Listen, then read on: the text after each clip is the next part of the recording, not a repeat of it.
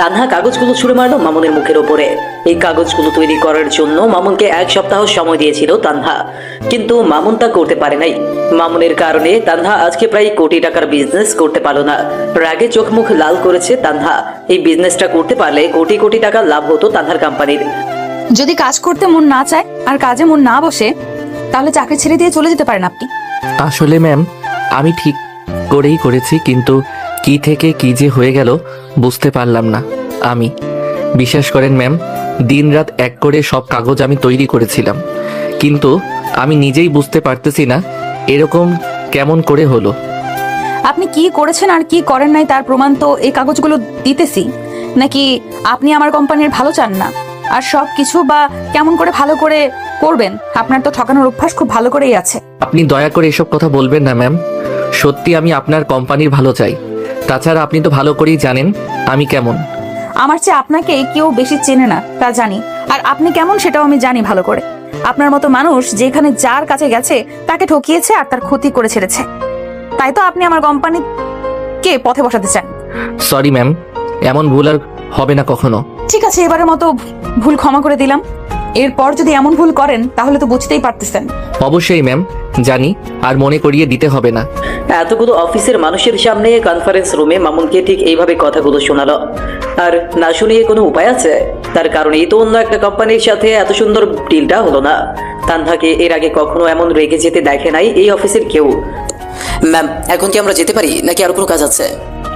যে কাজ থাকার কথা ছিল তা তো আর হলো না। এখন যে যার কাজে যান। সবাই যে যার ডেস্কে গিয়ে কাজে লেগে পড়লো। তানহা এখনো রেগে আছে। তার রাগ যেন কিছুতেই কমতেছে না। এই মামুনকে এখানে তার বাবা কি দেখে চাকরি দিলেন সেটাই সে বুঝতে পারতেছে না। এমন সময় তানহার রুমে ধানা আসলো। আসলে আজিজুলের নাম ধানা হওয়ার পেছনে একটা কারণ আছে। সে আফ্রিকা মহাদেশের কালো মানুষের মতো দেখতে, তাছাড়া সাইজেও একটু খাটো আর কি, সেই কারণে সবাই তাকে ধানা নামে ডাকে। আগেই বলেছিলাম তানহা, তোমাকে মামুনকে এখানে রাখার কোনো দরকার নেই। আমার কথা তো শুনে না, দেখলে তো আজকে কি ঘটনা নাই না সে ঘটালো। আজকে মামুনের কারণে তোমাকে অন্য কোম্পানির লোকের কাছে অপমানিত হতে হলো। ঘানা, এটা কিন্তু আমার অফিস, আর এখানে তুমি চাকরি করো, সুতরাং আমাকে সম্মান দিয়ে কথা বলবে, বলে দিলাম। তানহা, ভুলে যাও না আমি তোমার খালাতো ভাই হই, আর তোমার সাথে আমার বিয়ে হবে। তা আমি তোমার নাম ধরে ডাকতেই পারি। এখানে তো আর অফিসের কোনো লোক নাই, তাদের সামনে তো নাম ধরে ডাকি না, আর সবার সামনে কিন্তু সম্মান দিই। মুখ সামলে কথা বলবে, বলে দিলাম। ঘানা, বিয়ে আর তোমাকে করব আমি, সেটা ভাবলে কি করে তুমি? আর শোনো, এমন করে কথা বললে এখানে একদিনও টিকতে পারবে না। আচ্ছা সরি, আর বলবো না। কিন্তু যত দ্রুত সম্ভব মামুনকে এখান থেকে বের করে দিন ম্যাম। তা না হলে আমাদের এই কোম্পানি খালি লসের মুখ দেখবে। সেটা নিয়ে তোমাকে তো ভাবতে হবে না। আমার কাজ আমি বুঝবো, কাকে রাখবো আর কাকে রাখবো না সেটা সময় বলে দিবে। দেখেন ম্যাম, যেটা আপনার ইচ্ছে, কিন্তু আমি এই কোম্পানির ভালোর জন্য বললাম। তাছাড়া খালু আমাকে আগেই বলেছে আমি যেন এই কোম্পানির কোনো ক্ষতি হতে না দিই, আর কে কে কোম্পানির সাথে বেইমানি করে সেটা বলে দিই। তার মানে বলতে চাচ্ছ মামুন আমাদের কোম্পানির সাথে বেইমানি করতেছে? আপনি জ্ঞানী মানুষ ম্যাম, নিশ্চয়ই আপনাকে কোনো কিছু বলতে হবে না। ঠিক আছে, এবার যাও, গিয়ে নিজের কাজটা মনোযোগ দিয়ে করো। ধানা চলে গেল তার ডেস্কে। তানহা ভাবতেছে সত্যি কি মামুন আমাদের কোম্পানির সাথে বেমানি করতেছে। তানহা এবার কনফারেন্স রুম থেকে বের হয়, তার নিচের কেবিনে গেল। মাথাটা তার খুব ধরেছে, এখন একটা তার কফি খেতেই হবে। তাই তানহা বিল বাজিয়ে পিয়নকে কেবিনে ডাকলো। ম্যাম, কোনো কিছু কি লাগবে আপনার? হ্যাঁ, আমার জন্য আপনি 1 কাপ কফি নিয়ে আসুন দ্রুত। আর কফি আনার আগে মামুন সাহেবকে আমার এখানে আসতে বলুন। আচ্ছা ম্যাম, আমি এক্ষুনি যাচ্ছি। পিয়ন আগে গিয়ে মামুনকে তানহার কেবিনে যেতে বললো। পরে সে কফি বানাতে গেল। মামুন শুনেই তানহার কেবিনে নক করে অনুমতি নিয়ে ঢুকলো। ম্যাম, আমাকে আপনি ডেকেছেন? এই মাসে লাভ লস, কত প্রোডাক্ট বিক্রি হয়েছে, কতগুলো ফেরত এসেছে, আর কত শ্রমিকের বেতন দিতে হবে, তার সব হিসাব কি করেছেন? আসলে ম্যাম, এখনো সব হিসাব হয় নাই। আজকের দিনটা একটু সময় লাগবে। তাছাড়া ম্যানেজার স্যারও এখনো আমাকে কোনো কিছুর হিসাব দেয় নাই। নিজের দোষ অন্যের কাছে দেবেন না মিস্টার মামুন সাহেব। সবার আগে নিজের কাজের দায়িত্বটা পালন করুন আপনি। আর হ্যাঁ, ম্যানেজার সাহেব বলেছে আপনার ডেস্কে নাকি পরশু সব হিসাবের ফাইল দিয়ে দিয়েছে। আসলে আমি এখনো দেখি নাই কোথায় ফাইল রাখছে। আমি এক্ষুনি গিয়ে সব করতেছি, আমাকে একটু সময় দেন। নিজের কাজে যদি গাফিলতি করেন তাহলে চাকরি করার কি দরকার শুনি? সরি ম্যাম, আমি বুঝতে পারি নাই। আমি সব করে আপনাকে দিতেছি। তাছাড়া অফিসের অন্য ফাইলপত্র নিয়ে খুব ব্যস্ত ছিলাম। কাজে ফাঁকিবাজি আমার একদম পছন্দ নয়, বুঝেছেন আপনি? যান, এক্ষুনি গিয়ে সবকিছু রেডি করে আমার রুমে নিয়ে আসবেন, বলে দিলাম। এর মাঝে পিয়ন এসে তানহাকে কফি দিয়ে গেল। মামুন সময় নষ্ট না করে দ্রুত তার ডেস্কে গিয়ে ফাইলটা বের করে কাজে লেগে পড়ল। অফিসে তানহা আসার পর মামুন ঠিক মতো বসে থাকতেও পারে নাই। একটার পর একটা কাজ তার উপর চাপিয়ে দিয়েছে সে। মামুনও কোনো কিছু না বলে আপন মনে তার কাজ করে গেছে। মামুন চাইলেও চাকরি ছাড়তে পারবে না।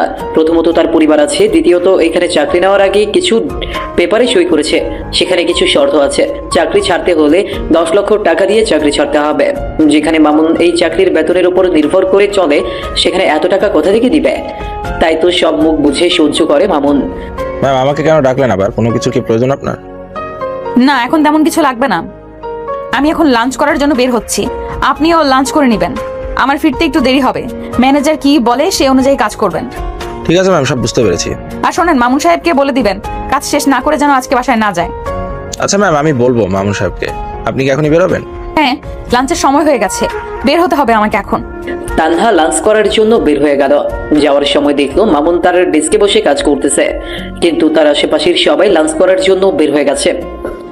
এর মাঝে পিয়ন এসে মামুনকে বলতেছে, কি স্যার, আপনি আজকে লাঞ্চে গেলেন না যে?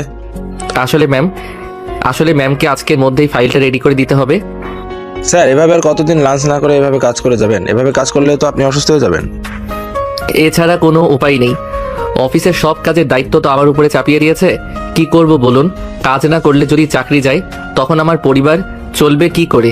ছোট ভাই বোনের পড়াশোনা, মায়ের ওষুধ, পরিবার চলা সব আমার উপর যে নির্ভর করে। স্যার, সত্যি আপনি ভালো মানুষ। এই যুগেও এসে নিজের কথা না ভেবে ভাই বোন, বাবা মার কথা ভাবতেছেন। কি করব বলেন? আমার পড়াশোনার পিছনে বাবা সব জমি বন্ধক রেখেছে। এখন তো আমারও কিছু দায়বদ্ধতা আছে নাকি? তাছাড়া ধীরে ধীরে সব জমি বন্ধক থেকে আমাকেই বের করতে হবে যে। স্যার, ম্যাম বলে গেছে আজকের মধ্যে যেন ফাইলটা রেডি করে ম্যামকে দিতে। আমি জানি, আমাকে বলেছে। এবার আপনি আপনার কাজে যান, আমাকে কাজটা ঠিক করে করতে দেন। আচ্ছা ঠিক আছে, করেন আপনি কাজ, আপনাকে আর বিরক্ত না করি। পিয়ন চলে গেল তার কাছে। মামুন এক ধ্যানে ফাইলটা রেডি করতে লাগলো। আসলে তানহা হলো মামুনের এক্স জিএফ। দুজনের 2 বছরের সম্পর্ক ছিল, কোনো একটা ঝড় তাদের এক হতে দেয়নি। এখানে অবশ্য মামুনের দোষটাই বেশি, তাই হয়তো তানহা তার প্রতিশোধ এইভাবে মামুনের উপর তুলতেছে। মামুন যখন এখানে চাকরি নেয় তখন তানহা অফিসের বস ছিল না, আর তানহার আব্বু চাকরি দেওয়ার আগে এইসব শর্ত দেয়, কারণ হঠাৎ কোনো কর্মকর্তা চলে গেলে তার কোম্পানির লস হতে পারে। তাছাড়া বড় পদে চাকরি করে মামুন, সেই সুযোগটা আরো মজবুত করে কাজে লাগিয়েছে তানহার। মামুনের কাজ করার সময় একটা মেয়ে কলিগ তার কাছে আসলো। কি করলেন মামুন সাহেব এত মনোযোগ দিয়ে? কি আর করব বলেন, এই তো অফিসের কাজ করি। তাই বলে কি আপনি লাঞ্চটাও করতে যাবেন না নাকি? কাজে মন দিলে আর খাওয়ার ইচ্ছে থাকে না। তা আপনি লাঞ্চ করেছেন তো নাকি? হ্যাঁ, করছি। আচ্ছা, সব সময় দেখি এই নতুন বস আপনার উপর সব কাজ চাপিয়ে দেয়। হয়তো আমার কাজ নতুন বসের খুব পছন্দ, তাই হয়তো আমাকে এত এত কাজ দেয়। আবার দেখি সবার সামনে অপমান করতেও ছাড়েন আপনাকে। কাজ যখন করি তখন তো ভুল হবে, আর ভুল করার পর নিশ্চয়ই আদর পাবো না। আপনি কি ভারী দুষ্টু আছেন? সব রকম পরিস্থিতিতে আপনি কথা হাসি মুখে বলতে জানেন। শোনেন মিস মিতু, হাসলে কি আর কান্না করলে কি কেউ তো আর মনের অবস্থা জানবে না? একটু না হয় হেসেই দুষ্টমি করে কথা বললাম, তাতে অপর প্রান্তের মানুষটা বুঝলো আমি ভালো আছি। তা অবশ্য ঠিক কথা বলেছেন আপনি। তা আপনার কাজ কি শেষ নাকি এখনো বাকি আছে? এই তো প্রায় শেষ, আর একটু কাজ বাকি আছে। তাহলে করেন কাজ। আজকে কিন্তু একসাথে যাব, কেমন? আচ্ছা, আমি চেষ্টা করব, যদি তাড়াতাড়ি আমাকে ছাড়ে তো।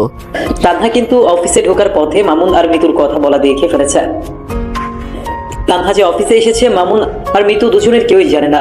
তানহা তার কেবিন থেকে বসে বসে দেখছিল কত সুন্দর করে তারা হেসে হেসে কথা বলতেছে, কারণ মামুনের ডেস্কটা তানহার কেবিনের পাশেই, আর কেবিনের সামনের অংশটুকু থাই ক্লাসে।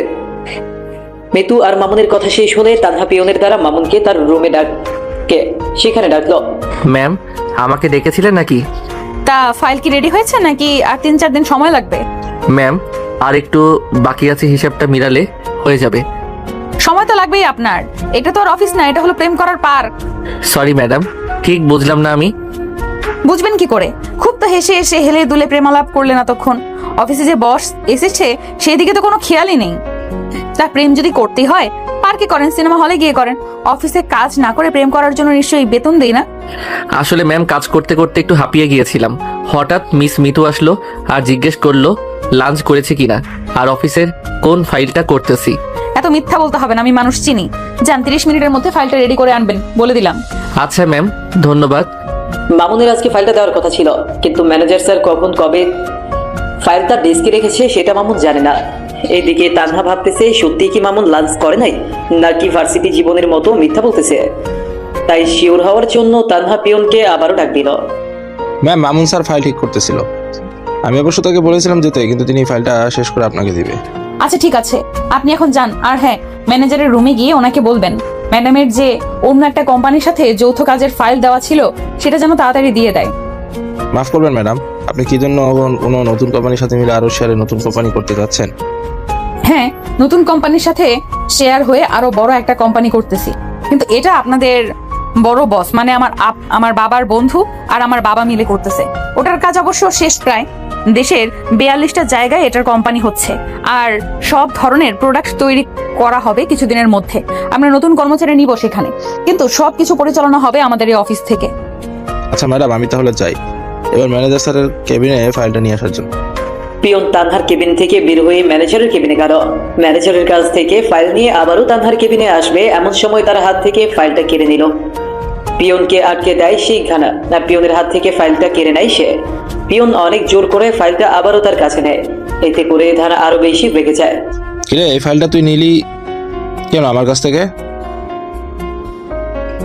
মামুনের কাছে যে ফাইলটা আছে সেটা আমার কাছে দেওয়ার ব্যবস্থা কর, আর ম্যানেজারের কাছে যেটা আছে সেটাও ব্যবস্থা তুই করবি। আর যদি না করিস তাহলে তো বুঝতেই পারছিস আমি তো জীবনও দিতে পারবো না। আপনি বরং একটু পর ম্যাডামের রুমে যান, সেখানে মামুন আর ম্যানেজার দুজনে ফাইল নিয়ে যান। তুই কি আমাকে মারতে চাস নাকি? ওখানে আমি হাতে নাতে ধরা পড়ি, তাই না? ধরা পড়বেন না আপনি। মামুন আর ম্যানেজারের কাছ থেকে ফাইল নিয়ে আপনি দেখবেন, তারপর ম্যামকে বলবেন সই করতে, তাহলে তো হয়ে গেল। যদি ধরা পড়ে যায় তখন তো রেহাই পাবো না আমি। আপনি নাকি তানা ম্যামকে পছন্দ করেন, আপনার সাথে নাকি ম্যামের বিয়ে হবে। আপনি তো ম্যামের আবার খালাতো ভাই। এমনি তো আপনি এতদিন তো এভাবেই সবকিছু করে এসেছেন। আচ্ছা যা বেড়া, আমি যাচ্ছি তানহার কেবিনে। পিয়নের গলা ছেড়ে দেওয়ায় এবার একটু জানে বাঁচলো সে। দ্রুত ফাইলটা নিয়ে তানহাকে দিল পিয়ন। এরই মধ্যে ধানা তানহার কেবিনে ঢুকে পড়লো। ঘানা তানহার সাথে টুকিটাকি একটু কথা বলে সময় পার করতেছে। এরই মাঝে মামুনের ফাইলটা রেডি হলে সে নিয়ে সোজা তানহার কেবিনে ঢুকলো। ম্যাম, ফাইলটা রেডি হয়ে গেছে, আর ফাইলটা একটু দেখে নিলে খুব ভালো হতো। দেন আমাকে দেন, আমি দেখতেছি। দেখতেছেন ম্যাম অন্য একটা ফাইল নিয়ে ব্যস্ত আছে। আরে কেড়ে নিলেন কেন? ম্যামকে দেন, ম্যাম একবার দেখুন আপনি, তাহলে ভালো হবে। তানহা এবার খুব রেগে গেল। রাগে চেয়ার থেকে উঠে মামুনকে থাপ্পড় মারতে চেয়েও মারলো না। এটা বড় প্রজেক্টের ফাইল, নতুন কোম্পানি করতেছে, সেটা দেখতেছে, আর তার মাঝেই কিনা সে। ঘানাকে দেন, তিনি দেখবে। আর ঘানা এত করে বলার পরও কেন এত প্রশ্ন করেন শুনি? মনে রাখবেন, ঘানা আমার খালাতো ভাই, আর এই কোম্পানির আপনার বস সে। সরি ম্যাম, তবু একটা দেখলে ভালো হতো। ম্যাম সব ঠিক আছে, আপনি এবার সই করে দিলে হবে। ম্যাম, দেখে নিতে সমস্যা কি? একটু দেখে নিয়ে সই করে দিতেন। আমার দেখা লাগবে না, ঘানা তো দেখে নিয়েছে। ঘানা কোথায়? সই করতে হবে, দাও। আরো একটা ফাইলে তো সই লাগবে ম্যাম। ম্যানেজারকে ফোন করেছি, তিনি আসতেছেন, একটু ওয়েট করো। আর শোনো ঘানা, সবকিছুর হিসেব যেন বরাবর আর সঠিক হয়। কোম্পানিটা আমার বাবার হলেও দায়িত্ব কিন্তু তোমারও একটু আছে। সেটা আর বলতে হয়? ম্যাম নিজেই তো দেখতেছেন দিন রাত কেমন পরিশ্রম করে কাজ করি আমি অফিসে। এই ফাইল আপনার কাছে রাখুন, কালকে সকালে সব দেখে শুনে মিল করে আমাকে দিবেন। এবার যেন এই ফাইলটা এলোমেলো না হয়। এটা কিন্তু নতুন কোম্পানির ফাইল। ঠিক আছে ম্যাম, আর বলতে হবে না আমাকে। নতুন কোম্পানির মানে বুঝলাম না আমি ম্যাম। এত বুঝতে হবে না, এখন সময় হলে সব বুঝতে পারবে তুমি। এবার আপনি যেতে পারেন মিস্টার মামুন। মামুন আর কোনো কিছু না বলে তানহার দেওয়া নতুন ফাইলটা নিয়ে বের হয়ে তার ডেস্কে আসলো। এর মাঝে ম্যানেজার ফাইল নিয়ে আসলে তানহা এটাও না দেখে সই করে দেয়। তাহলে কালকে সকালে ব্যাংকে গিয়ে টাকা তুলে সবার বেতন আর যে যে খাতে কি ব্যয় হয়েছে আর কত প্রোডাক্ট সেল আর অবিকৃত হয়েছে, কোথায় কি হয়েছে সব দেখে নিব আর কালকে জানাবো। আপনি এখন ব্যাংক ম্যানেজারকে ফোন করে জানালে খুব ভালো হয়। আমি জানিয়ে দিতেছি, এবার তুমি তোমার কাজে যাও। ঘানা হাসতে হাসতে বের হয়ে গেল। যাক বাবা, এবারের মতো বাঁচা গেছে। তানহা ম্যানেজারের সাথে কথা বলতে লাগলো। মামুন তার ডেস্কে অন্য কাজ করতে লাগলো। চাইলেও মামুন 5 মিনিটের জন্য বিশ্রাম নিতে পারে না, কারণ তানহা তার রুম থেকে সব দেখতে পায়। অন্য স্টাফের কাজও মাঝে মাঝে মামুনকে দিয়ে করিয়ে নেয় তানহা। অফিস ছুটি হলে মামুন বাইরে বের হয়ে গাড়ির অপেক্ষা করতে লাগলো। এর মাঝে মিতু একটা রিক্সায় চড়ে তার কাছে আসলো। মামুন সাহেব আসেন, রিকশায় উঠেন। আপনি যান, আমি একটা কিছুর ব্যবস্থা করে যাচ্ছি। আপনি না তখন বললেন আমার সাথে করে যাবেন, এত তাড়াতাড়ি ভুলে গেলেন নাকি? মানুষ দেখলে বা অফিসের অন্য কলিগ দেখলে কি মনে করবে বলুন? যার যেটা মনে করার করুক, আগে আসেন তো আপনি। এত মেয়েদের মতো লজ্জা পাচ্ছেন কেন আপনি শুনি? না মানে এইভাবে রিক্সায় চড়ে আপনার সাথে যাব তাই একটু নার্ভাস লাগতেছে। এমন ভাবে বলছেন, জীবনে মনে হয় কখনো কোনো মেয়ের সাথে রিক্সায় করে কোথাও যান নাই। আসলে সেটা কোনো কথা না, আমি আসলে আরে আসেন তো, তখন কি আবল তাবল বলেই যাচ্ছেন, উঠুন তো। মামুন চারদিকে ভালো করে তাকিয়ে দেখে, তারপর রিকশায় উঠলো। মামুনের ভয় হলো ওই তানহাকে নিয়ে, যদি দেখে মিতুর সাথে রিকশায় থাকে তাহলে আল্লাহ ভালো জানে আরো কত কথা শুনতে হয়, আর কতই বা কাজ চাপিয়ে দেয়।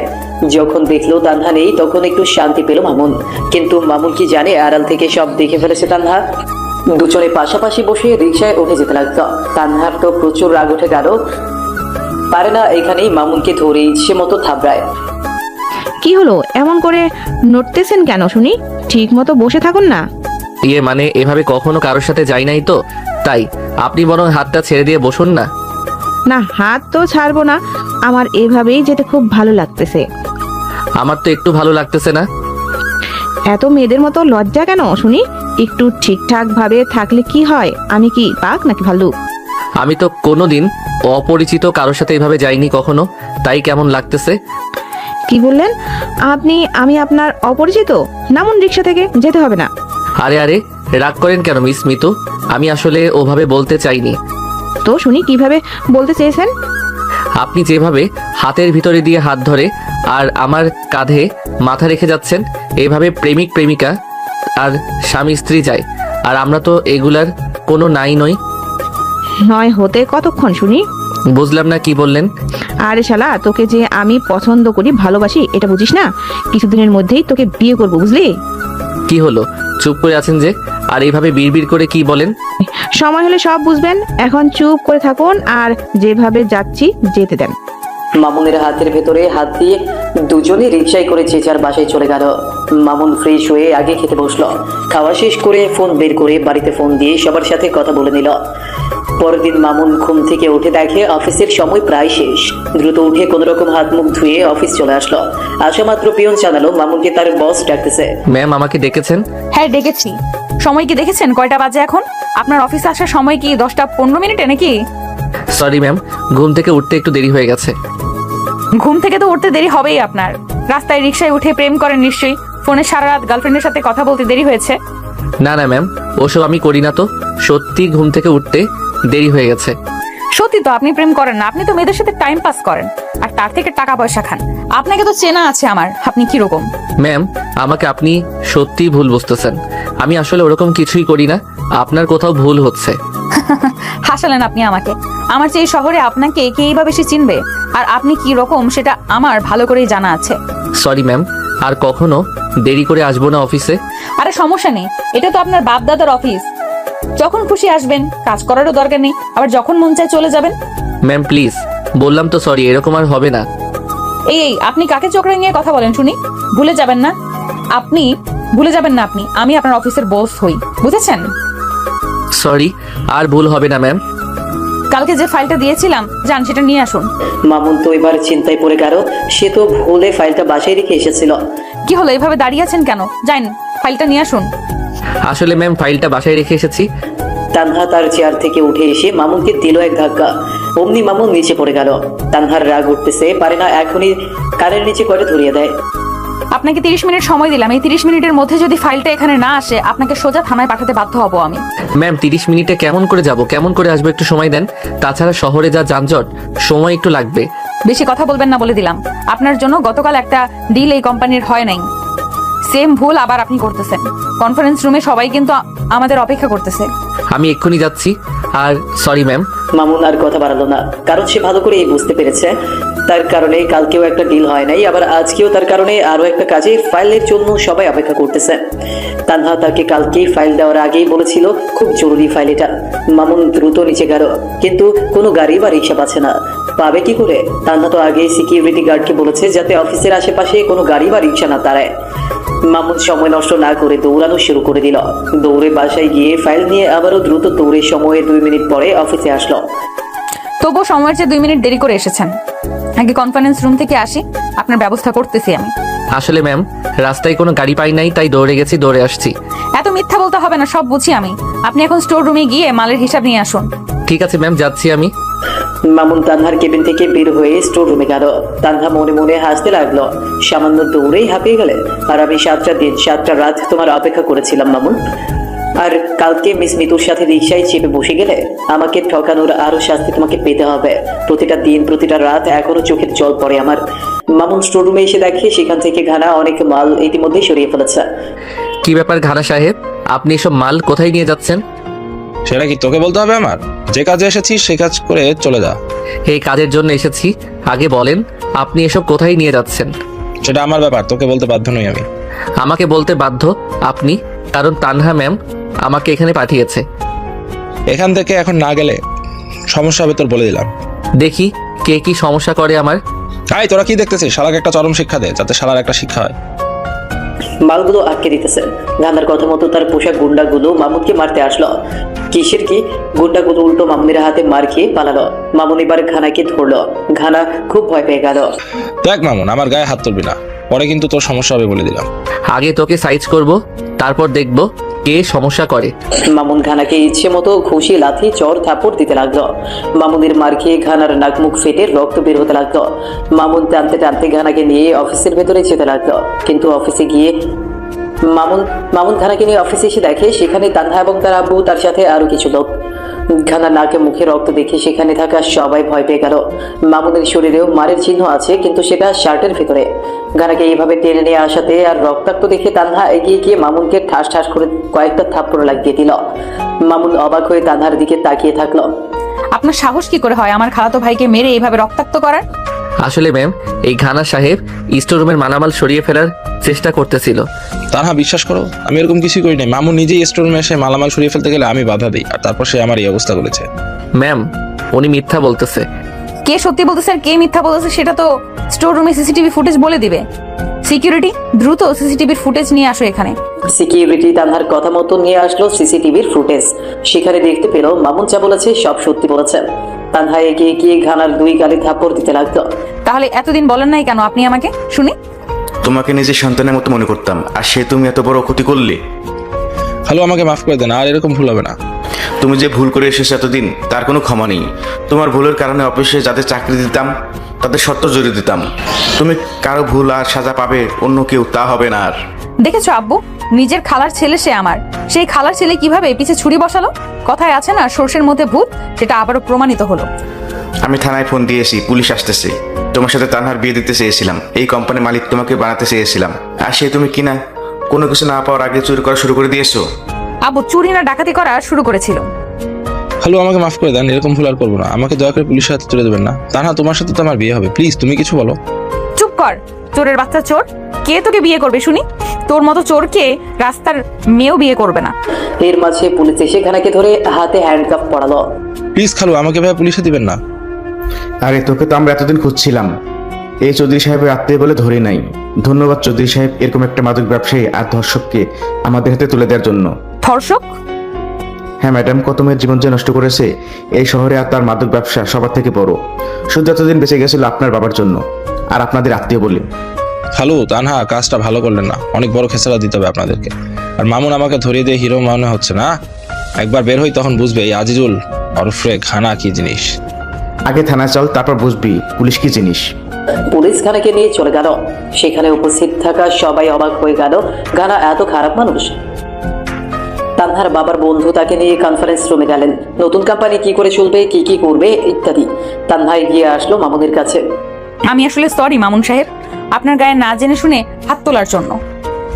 ওটা কোনো ব্যাপার না ম্যাম, আমি কিছু মনে করি নাই, আর ক্ষমা চাইতেও হবে না। তুমি না থাকলে আজ কি যে ক্ষতি হতো কোম্পানির। ম্যাম, এটা আমার দায়িত্ব, আমি শুধু আমার দায়িত্ব পালন করেছি। এবার তাহলে আমার ডেস্কে যাই, আপনিও কনফারেন্স রুমে যান ম্যাম। এই সবাই যে যার কাজে যাও। তানহাকে আর কোনো কথা বলার সুযোগ দিল না মামুন। সবাই যে যার ডেস্কে চলে গেল। তানহাও কনফারেন্স রুমে গেল তাদের নতুন যৌথভাবে কোম্পানি যে চালু হবে সেটার আলোচনা করতে। তানহা যাওয়া মাত্রই মিতু এগিয়ে আসলো মামুনের কাছে। মামুন শার্টের হাত গোছানোয় হাতের ক্ষত চিহ্ন আর কাটা চিহ্ন দেখল। ইস, কতটা কেটে গেছে। আরে ছাড়েন, তেমন কিছুই হয় নাই আমার, এমনি সব ঠিক হয়ে যাবে। বেশি কথা বলো না, চুপ করে থাকো, এমনি ঠিক হয়ে যাবে। আউচ, ধীরে লাগতেছে তো। এখন যে বললে কিছু হয় নাই, এখন ব্যথা লাগে না? এইভাবে মন খারাপ করতেছেন কেন আপনি? আর আজকে হঠাৎ তুমি করে যে বলতেছেন। এখন থেকে তুমি করেই বলবো, তাতে কোনো আপনার সমস্যা? আচ্ছা ঠিক আছে, সমস্যা নেই, বলিয়েন। কিন্তু এত জোরে হাত চেপে কেন করতেছেন? ব্যথা লাগে তো। মারামারি করার আগে মনে ছিল না যার কোম্পানি সে বুঝতো তুমি কেন ঝামেলা করতে গেলে, আর ঘানা কি করে গেল সেটা শুনেছো? ওর টাইম নাই আমার কাছে, ওর কথা বাদ দেন। আর আমাদের ম্যামটাও কোনো শুনে না বুঝে কেমন করে কতগুলো মারলো আপনাকে। ইস, গাল দুটো ফুলে গেছে, আঙ্গুলের ছাপ স্পষ্ট দেখা যাচ্ছে। হয়েছে, এবার আর আপনাকে আর কোনো করতে হবে না। ম্যাম এসেছে, না জানি কখন আবার ডাকে আমাকে। আপনি আপনার কেবিনে গিয়ে কাজ করুন। ম্যামকে এত ভয় কেন শুনি? এরপর ম্যামের মুখের উপর কথা বলা শিখবে, বুঝলে? যদি তার মুখের উপর কথা বলি তখন কি আর চাকরি থাকবে আমার? একটা যাবে, আরো হাজারটা মিলবে, আর তোমার চাকরি করতে হবে না, আমি চালাবো। জানি হাজারো চাকরি মিলবে, কিন্তু শর্ত জুড়ে দেওয়া যে আছে, শর্ত পূরণ করতে না পারলে আমার জেলও হতে পারে। দেখি কতদিন এভাবে সময় যায় আর সুদিন ফিরে আমার। হয়ে গেছে তোমার, এবার আমি গেলাম ডেস্কে, একসঙ্গে লাঞ্চ করব আজকে, কিন্তু মনে থাকে জানো। পিয়নকে বলে স্যাপলন নিয়ে আনলো, সুন্দর করে রক্তগুলো মুছে দিয়ে ওয়ান টাইম টেপ লাগিয়ে দিল। কাজ করতে করতে মিতু বলেই তার নিজের ডেস্কে গেল। মামুন অবাক হয়ে গেল, এই মিতু নামক মেয়ে সামান্য কষ্ট সহ্য করতে পারে না মামুনের, আর মামুনের জন্য কত কিছু করেছে মিতু। মিতুর মতো কলিগ আছে বলেই মামুন এতদিনও এখানে থেকে চাকরি করতেছে। ইতিমধ্যে মামুন আর মিতুকে তানহা দেখে ফেলেছে, তাই তানহার রাগে জেদে নিচের কেবিনের সবকিছু ফেলে দিচ্ছে। তানহা কিছুক্ষণ চেয়ারে বসে মাথা ঠান্ডা করে পিয়নকে দেখে আবারও সবকিছু ঠিক করে নিয়ে মামুনকে ডেকে পাঠালো। ম্যাম আমাকে ডেকেছেন আপনি? হ্যাঁ ডেকেছি, আসেন চেয়ারে বসেন আপনি। মামুন অবাক হয়ে গেল, কোনোদিন তানহা তাকে তার কেবিনের চেয়ারে বসতে বলেনি। মামুনও আর কথা না বাড়িয়ে চেয়ারে বসলো। শার্টের হাতাটা ফোল্ডিং করেন তো, দেখবো আমি। আমার তেমন কিছু হয়নি, এমনি ঠিক হয়ে যাবে। আমাকে দেখাবেন কেন? দেখানোর ওষুধ লাগিয়ে দেওয়ার মানুষ তো আছে আপনার। কি বলছেন আপনি এসব? আমি তো আপনার কথার কোনো কিছু বুঝতে পারছি না। না বোঝার মতো কিছুই বলি নাই আমি। মিস মিতুর স্পর্শ নিশ্চয়ই খুব আনন্দদায়ক, তাই না? মিস মিতু দেখতে চাইলে দেখাবেন, ওষুধ দিতে চাইলে দিবেন, যা বলবে তাই করবেন। দেখেন ম্যাডাম, যা করেছে একজন ভালো কলিগ হিসেবে করেছে, এর বাইরে কিছুই না। আপনি অহেতুক বাজে মন্তব্য করবেন না। আমি তো সবসময় বাজে মন্তব্যই করি। আমি তো আপনাকে আজ থেকে চিনি না, সেই 7 বছর আগে থেকে চিনি আপনাকে। আপনি কিরকম আর কেমন তা ভালো করে জানা আছে আমার। ম্যাম, কোনো ফাইল বা কাজ থাকলে বলেন, আর যদি কোনো কাজ না থাকে তাহলে আমি আমার ডেস্কে যেতে চাই। তা তো যাবেনি, আমার কথা তো সহ্য হবে না। বেঈমান মানুষ কি আর বোঝে ভালো কিছু? ঠিক আছে, যেতে পারেন আপনি। মামুনের খুব রাগ হচ্ছে, চাইলেও চাকরিটা ছাড়তে পারতেছে না। তানহারও প্রচন্ড রাগ হচ্ছে, সেও চাইলেও কিছু করতে পারতেছে না। মামুন ডেস্কে বসে তার কম্পিউটারে অফিসিয়াল কাজ করতে লাগলো। লাঞ্চের সময় মামুন লাঞ্চ করার জন্য অফিসের ক্যান্টিনে গেল। আজকে তো মামুন দুপুরের খাবার আনতেও ভুলে গেছে। মামুনকে ক্যান্টিনে দেখে মিতু ডাক দিল। কি হলো, আসতেছো না কেন? আমি জানি আজকে তুমি খাবার নিয়ে আসো নাই, আসো আমি নিয়ে এসেছি, একসাথে খাবো। আরে সমস্যা নেই, আপনি খেয়ে নেন, আমি ক্যান্টিন থেকে খেয়ে নিব। আরে আসতে বলছি না, আসো বলছি।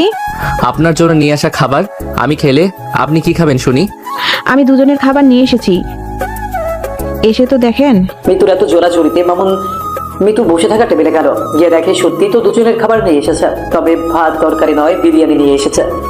কি দেখলে তো, দুজনের খাবার নিয়ে এসেছি আমি। আজকে হঠাৎ দুজনের খাবার নিয়ে এসেছেন যে?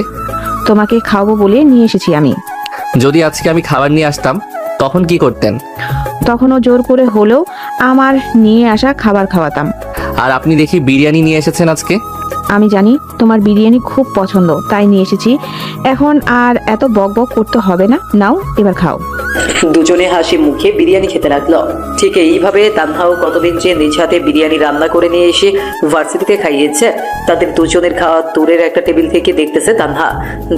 শালা থলা বিলাই বান্দর ইঁদুরের মামা, আমাকে ঠকিয়ে আর একটা ধরেছিস?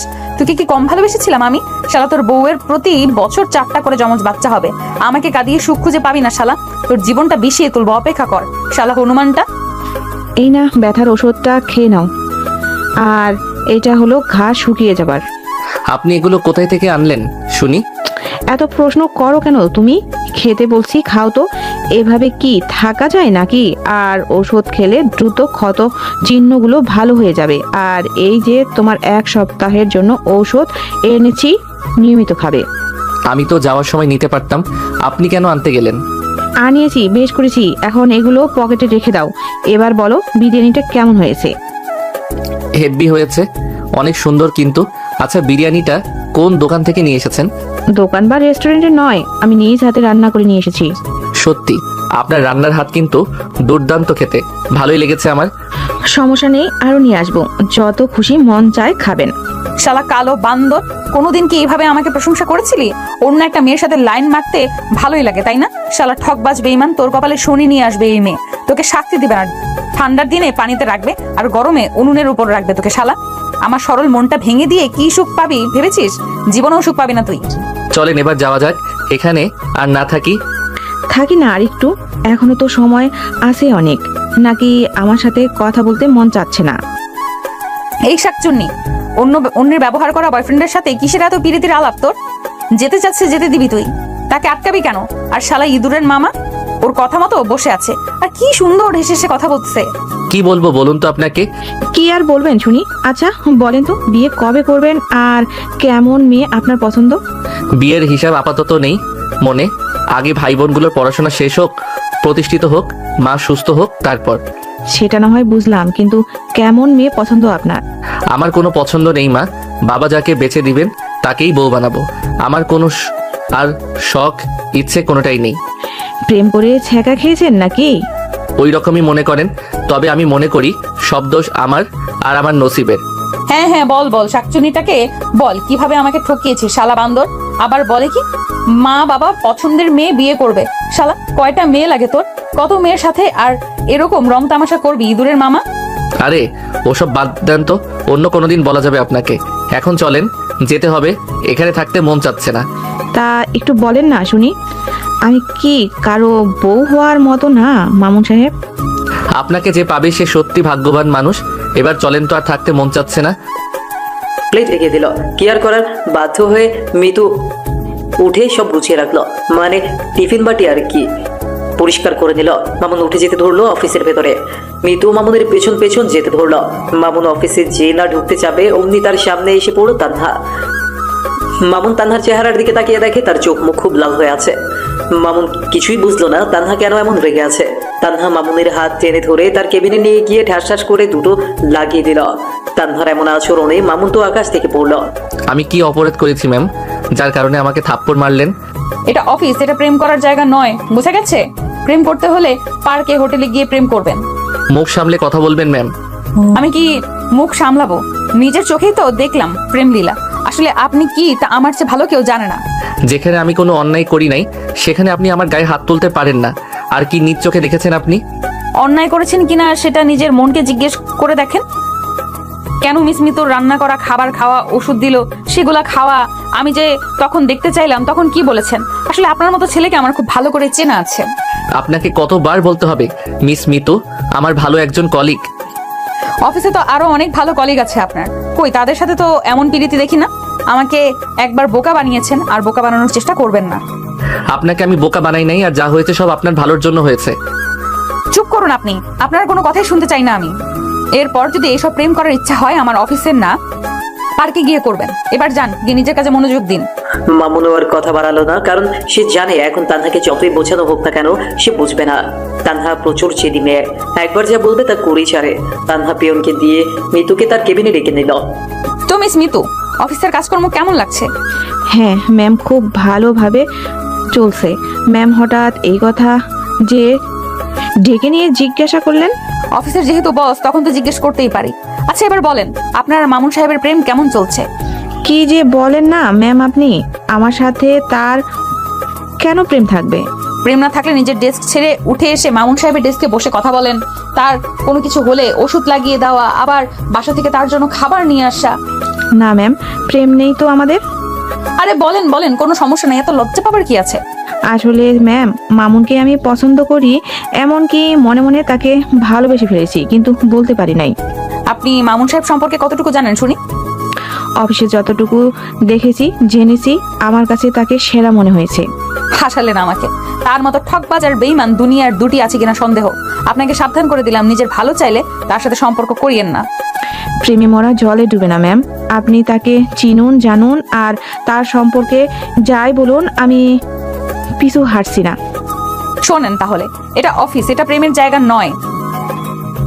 এরপর যেন অফিসে আপনাদের দুজনকে প্রেম ভালোবাসা ঢলাঢলি করতে না দেখি। প্রেম করার যখন এত ইচ্ছা তখন পার্কে গিয়ে প্রেম করবেন। ম্যাম এত রেগে যাচ্ছেন কেন? মনে হচ্ছে আপনার প্রেমিককে কেড়ে নিচ্ছি আমি। জবান সামলে কথা বলবেন বলে দিলাম। আমি অফিসের বস, এটা যেন মনে থাকে। আর আমার অফিসে কোনো প্রেম চলবে না, এটাও মাথায় রাখবেন। আপনি আপনার অফিসিয়াল কাজ বুঝে পেলেই হলো।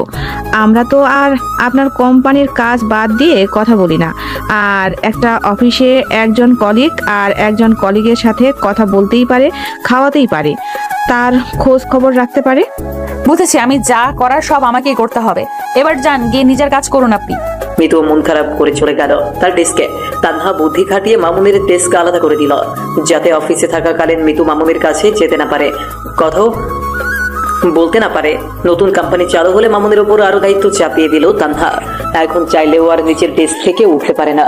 এভাবে সারা দিন রাত কাজ করে চলেছে মামুন। মামুনকে ব্যস্ত রেখে তানহা যেন খুব শান্তি পেয়ে গেছে।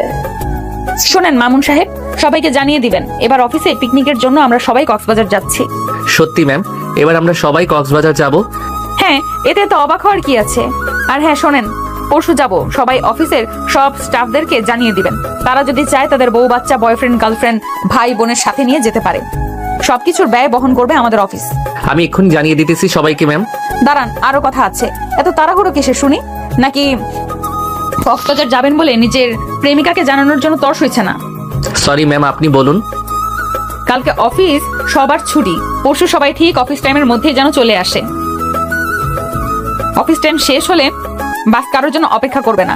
আর হ্যাঁ, আজকে সন্ধ্যার মধ্যে এ মাসের বেতন সবার অ্যাকাউন্টে ঢুকে যাবে। এবার আপনি যেতে পারেন। আর সবাইকে সুন্দর করে বলে দিবেন, কেমন? আর পারলে আপনার প্রেমিকাকে আগে বলিয়েন। মামুন আর কোনো কিছু না বলে তানহার কেবিন থেকে বের হয়ে সবাইকে পিকনিক যাওয়ার বিষয়টা জানালো। বেতন ছুটি সেসবের কথাও জানালো। সবাই শুনে তো সেই খুশি। তানহা তার কেবিন থেকে সবকিছু দেখতেছে। হঠাৎ দেখতে পেল মিতু একেবারে মামুনের কাছাকাছি এসে দাঁড়িয়েছে। এতে তানহা প্রচুর রাগ হয়ে গেল। তোমাকে তো এখন লাঞ্চের সময়ও পাওয়া যায় না। কি এমন কাজ করেন যে লাঞ্চ করার সময় পান না? আসলে ম্যাম খুব কাজ চাপিয়ে দিয়েছে, আলাদা ডেস্কে বসিয়েছে, সেখানেই আমাকে বসে খেতে হয়। চাইলেও কোথাও যেতে পারি না। তাই বলে অফিস ছুটির পরও তো দেখা করা যায় নাকি? আসলে আপনাদের ছুটি হয় সন্ধ্যা 6টার মধ্যে, আর আমার ছুটি রাত 9টার সময়। আজব তো, সবার ছুটি আগে আর আপনার ছুটি সবার শেষে কেন? এর জন্য বেতন আরো বাড়িয়ে দিয়েছে।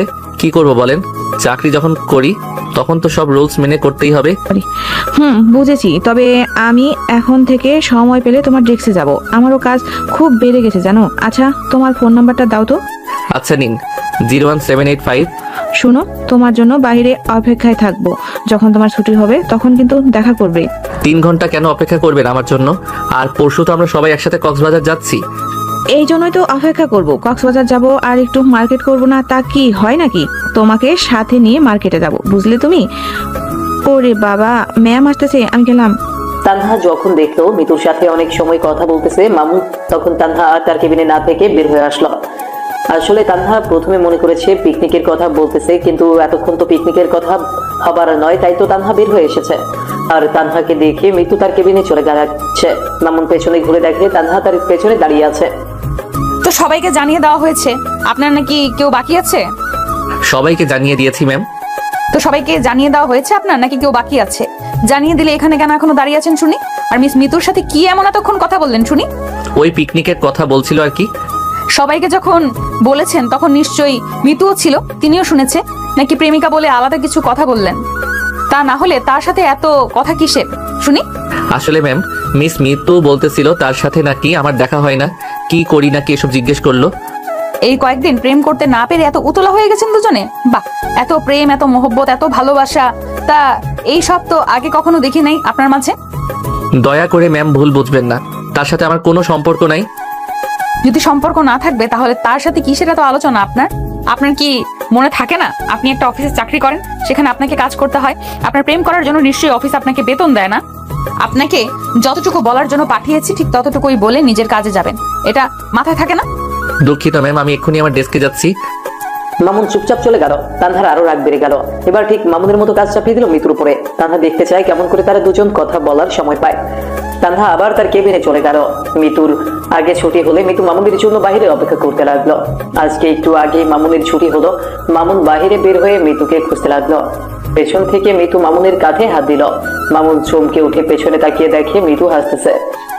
তুমি দেখি খুব ভীতু আসো। এরকম ব্যস্ত শহরে কি কোনো ভূত পেত তোমার গায়ে হাত দিবে মনে হয়? আসলে হঠাৎ করে হাত দিয়েছেন তো, তাই একটু ভয় পেয়ে গেছি। ভয় থাকা ভালো, তাহলে কারো কোনো ক্ষতি হয় না। হয়েছে, আর ভয় পেতে হবে না। এবার চলো, যাও যাক। আচ্ছা চলেন, কিন্তু আশেপাশে তো কোনো রিক্সা দেখতেছি না। একটু অপেক্ষা করি, রাস্তার পাশে কিছু একটা পেয়ে যাব। দুজনে মিলে রাস্তার পাশে গিয়ে দাঁড়ালো। এমন সময় তানহা গাড়ি নিয়ে তাদের সামনে হাজির। মিতুকে মামুনের সামনে দেখে তানহার প্রচন্ড রাগ হলো। মিতুকে মামুনের সাথে একটু সহ্য করতে পারে না তানহা। তানহা গাড়ির ক্লাস নামিয়ে জিজ্ঞেস করলো, আপনারা কি বাসায় যাওয়ার জন্য কোনো গাড়ি খুঁজতেছেন? না ম্যাম, বাসা যাব না, এখন একটু দেরি হবে। বাসায় যাবেন না? আর দেরি হবে কেন শুনি? পরশু তো সবাই কক্সবাজার যাব, তাই একটু মার্কেটে যাওয়ার জন্য বের হয়েছি। তা মামুন সাহেব, আপনিও বুঝি মার্কেট করবেন? না ম্যাম, মার্কেট করব না। আমি আসলে মিস মিতুর নাকি কিছু কেনাকাটা বাকি আছে, তাই আমাকে নিয়ে যাবে। তাই তো বলি, মিতুর অনেক আগেই অফিস ছুটি হয়েছে, এখনো কেন অফিসের সামনে? হ্যাঁ ম্যাম, এতক্ষণ মামুন সাহেবের জন্য অপেক্ষা করছিলাম। আচ্ছা ম্যাম, এখন তাহলে আমরা যাই। সরি মিস মিতু, আমরা না আপনাকে একাই যেতে হবে। আসলে মামুন সাহেবকে আমার সাথে অন্য এক জায়গায় যেতে হবে যে। ম্যাম, আমার তো অফিস ছুটি হয়েছে, এখন আবার কোথায় যাব? হ্যাঁ ম্যাম, ছুটি তো, তাহলে এখন আবার কোথায় যাবেন? মামুন সাহেব, আপনার অফিস কয়টার সময় ছুটি হয় শুনি? 9টার সময় ম্যাম। তাহলে এখন কয়টা বাজে শুনি? এখন 8টা বাজে। তার মানে আপনার এখনো কাজ বাকি আছে, আপনার ছুটি হয়নি। কেন পিয়ন আপনাকে বলে নাই আমার সাথে এক জায়গায় যেতে হবে? না ম্যাম, বলে নাই তো আমাকে। এখন এসে গাড়িতে বসুন, আমাদের দেরি হয়ে যাচ্ছে। আর মিস মিতু, আবারও সরি। আপনি একটু কষ্ট করে একা একা যান মার্কেটে, কেমন? কি হলো, দাঁড়িয়ে আছেন কেন? আসুন, বসুন গাড়িতে। দরজা খুলে দিল।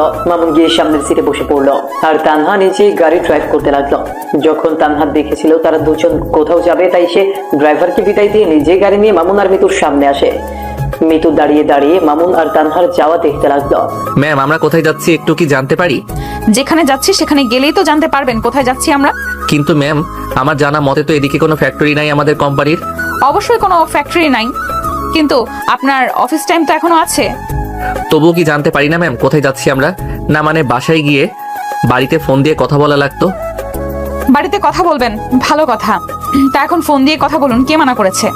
থাক ম্যাম, পরে কথা বলে নিব আমি।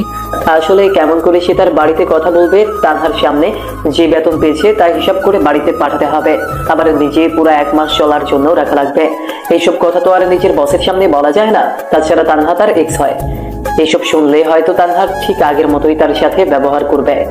হঠাৎ করে এই গাড়িটা এমন এক জায়গায় এসে থামলো। মামুন অবাক হয়ে তানহার দিকে তাকিয়ে রইল। গাড়িটা এমন জায়গায় এসে দাঁড়াবে মামুন বিশ্বাস করতে পারতেছে না। আরে এটা কোন ফ্যাক্টরি বা কোম্পানি না, এটা তো বিশাল শপিং মল। মামুন গাড়ি থেকে নেমে আবারও চোখ কষলে চারিদিকে ভালো করে দেখতেছে। আসলেই তো এটা একটা শপিং মল। মামুনের এমন চেহারা দেখে তানহা নিচেই বলল, আপনারা একাই শুধু কক্সবাজার যাবেন নাকি? আমি বুঝি যাব না? আপনিও তো যাবেন, কিন্তু এই যাওয়ার সাথে শপিং মলের কি সম্পর্ক? কেন, পিকনিকে যাবো আর একটু শপিং করবো না? আমি শপিং করবো বলেই তো আপনাকে নিয়ে আসলাম আমি। কিন্তু আপনি যে বললেন অফিসের কাজের জন্য। যদি বলতাম আমার সাথে শপিং এ যেতে হবে, তাহলে কি আসতেন? জানি তো আসতেন না, তাই তো মিথ্যা কথা বলে এনেছি আপনাকে। কিন্তু কথা হলো, মিস মিতুকে তো সাথে আনতে পারতেন, আমাকে নিয়ে আসার কি দরকার ছিল? মিস মিতু আসলে বুঝতে পারতাম না কোনটা ভালো পোশাক কোনটা খারাপ, ভালো না। আর আমি এটা খুব ভালো করে জানি, মেয়েদের কাপড় ভালো মন্দ সম্পর্কে আপনার ধারণা অনেক আছে। নাকি আমি এটাও মিথ্যা কথা বললাম মামুন সাহেব? আচ্ছা চলুন, অহেতুক মিথ্যা বলে নিয়ে আসার কি দরকার ছিল? বাড়িতে কোথাও বলতে পারলাম না আমি। আমাকে কি? না ম্যাম, কোনো কিছু বলি নাই, এবার চলুন। পরের কথাগুলো বিড়বিড় করে বলল। তানহা একটা একটা করে দোকান ঘুরতেছে, পোশাক দেখে গায়ে দিয়ে মামুনকে দেখাচ্ছে। যেটা মামুন বলতেছে ভালো সেটা নিতেছে, আর যেটা ভালো বলতেছে না সেটা নিচ্ছে না।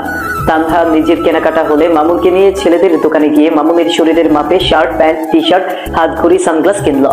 সবকিছু কেনাকাটা হলে বিল পরিশোধ করে শপিং ব্যাগ নিয়ে আবারও গাড়িতে উঠলো তানহা। গাড়ি যখন মামুনের বাসার সামনে আসলো তখন তানহা মামুনকে ওই শপিং ব্যাগগুলো হাতে দিল। আরে বাবারে, বোঝে না যেগুলো মামুনের শরীরের মাপে নিয়েছে, বুঝছেন? সবাই রাগ ওঠায়। ম্যাম, এই ব্যাগগুলো আমাকে দিতেছেন কেন? কারণ এই ব্যাগের ভেতরে যা আছে সব আপনার জন্য কিনেছি, এই জন্য আপনাকে দিতেছি, নিন ধরুন। মাফ করবেন ম্যাম, আমি এগুলো নিতে পারবো না। কেন নিতে পারবেন না শুনি? নাকি এর আগে কখনো নেন নাই আপনি শুনি? তখন আর এখন আকাশ জমির পার্থক্য, আমাকে ক্ষমা করে দিবেন। আমি আপনার বস হিসেবে দিতেছি, নেন আপনি। এত কথা বলেন কেন আপনি? অফিসের বস হিসাবে আমাকে একাই দিতে পারেন না ম্যাম, আর আমি নিতেও পারবো না, মাফ করে দিবেন। অফিসের হিসাবে দিতেছি বলেই তো নিবেন। আপনি আমার কোম্পানির একমাত্র সৎ মানুষ, তাই আপনাকে দিতেছি। আমি নিতে পারবো না, আমি গেলাম ম্যাম, দয়া করে ভুল বুঝবেন না। কেন, মামুনের আগে কি আমার কাছ থেকে নেওনি তুমি? নাকি তখন ভালোবাসা ছিল বলে নিয়েছিলে? নাকি তখন আমাকে তোমার স্বার্থের জন্য ব্যবহার করেছিলে? ও তখন টাকা ছিল না, আমার কাছ থেকে নিয়েছিলে। এখন টাকা পয়সা হয়েছে তাই নেওয়া যাবে না? আমি তো স্বার্থপর তানহা, তোমার কাছ থেকে কেমন করে নিব? আমি যে তোমাকে ফিরিয়ে দিয়েছি, আমি যে তোমার ভালোবাসার মূল্য দিতে পারি নাই, কোন মুখে তোমার দেওয়া পোশাকগুলো নিব আমি? আমার কি সেই মুখ আছে তানহা? আমি যে তোমাকে আঘাত করেছি, তোমাকে ঠকিয়েছি, বেইমানি করেছি। তানহা, আমাকে পারলে তুমি ক্ষমা করে দিও। ব্যাগগুলো এগিয়ে দিয়ে ব্যাগগুলো ফেরত দিল। গাড়ি থেকে নেমে হাঁটা ধরলো। মামুন গাড়ি থেকে নেমে যেতেই মুষলধারে বৃষ্টি শুরু হলো। তানহা গাড়ি থেকে মামুনের যাওয়া দেখতেছে আর কান্না করতেছে। এমন সময় ছাতা নিয়ে মামুনের সামনে হাজির হলো মিতু। মিতুকে মামুনের সাথে দেখে তানহা তো চলে আগুন হয়ে গেল। হঠাৎ মিতু ছাতা নিয়ে মামুনের কাছে আসায় মামুন একটু চমকে গেল। আরে আপনি এখনো বাসায় যান নাই, আর বৃষ্টির মাঝে আপনি যে? তোমার জন্য অপেক্ষা করছিলাম, হঠাৎ বৃষ্টি শুরু হলো, ভাগ্যিস ছাতা নিয়ে এসেছিলাম আজকে। বুঝলাম, কিন্তু এখনো কি মার্কেটে যাওয়া হয় নাই নাকি? কি করব বলো, একা একা গেলাম, একা একা আসলাম। আপনার জন্য একটা শার্ট প্যান্ট কিনেছি, প্লিজ না করবেন না। আরে এটার কোনো দরকার ছিল নাকি? আপনি অযথা টাকা নষ্ট করতে গেলেন কেন? দেখুন, আমি এসব নিতে পারবো না। না নিলে বুঝবো তুমি আমাকে কখনো তোমার ভালো সহকর্মী মনে করো না। আপনি ভুল বুঝতেছেন, আপনার মতো এত ভালো কলিগ পাওয়া ভাগ্যের ব্যাপার। তাহলে প্লিজ নাও, না করবে না। আর যদি না নাও তাহলে অনেক কষ্ট পাবো মনে। দেখেন কেমন করে নেই আমি, আর মানুষ কি বলবে বলেন তো? এখানে কি কেউ দেখতেছে নাকি? তাছাড়া আমি আমার সহকর্মীকে দিয়েছি, এতে কার কি? পরে না হয় তুমিও আমাকে দিও। আজ অনেক আশা করে নিয়েছি তোমার জন্য, আর বিশ্বাস নিয়ে এসেছি। আপনার সাথে পাওয়া যাবে না, দেন।